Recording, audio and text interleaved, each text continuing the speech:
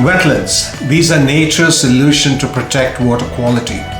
It's one of the tools in the green infrastructure toolbox which nature offers us. Generally speaking, these are areas where water covers the soil or is present either at or near the surface of the soil all year or for varying periods of time during that year. Although wetlands are best known for being home to turtles and water lilies and snakes and alligators and frogs and crocodiles, they also provide important habitat for fish and mammals and other species. Migrating birds use wetlands to rest and feed during their cross-continental journeys and as nesting sites when they are at home. So you can only imagine the serious impact loss of wetland habitat can have on these species. In many ways, the loss of wetlands has been one of the leading reasons for the extinction of some of these species worldwide. The other benefits of wetlands is that they help maintain good water quality and sediment overload by removing pollutants in the form of nutrients from the surface waters. Nutrients, if left unmanaged, give rise to a host of other environmental concerns like algae blooms. To top it all, they also serve to sequester carbon from the atmosphere through plant photosynthesis and by acting as sediment traps for runoff.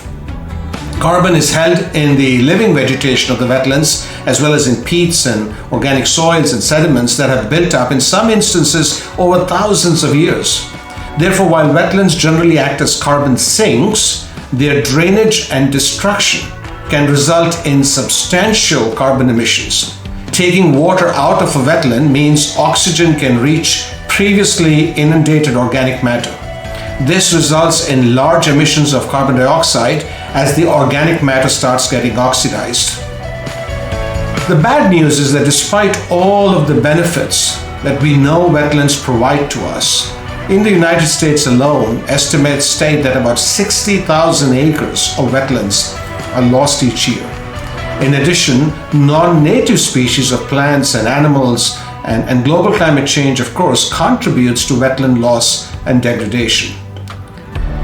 So the takeaway for all of us is that systems which exist in nature are a gift to mankind. We've got to come to learn about it and then protect our water resources and to maintain the biodiversity that it provides.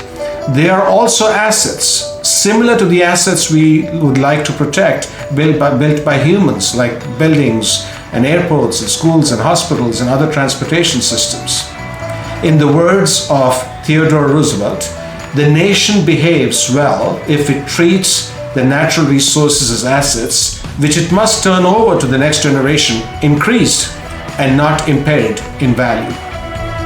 So it is with this mindset, I believe, that our One Water for One World paradigm can only be strengthened by protecting our natural resources, our existing wetlands, which nature has gifted us all with. Let's continue to learn about them, protect them, and increase these assets.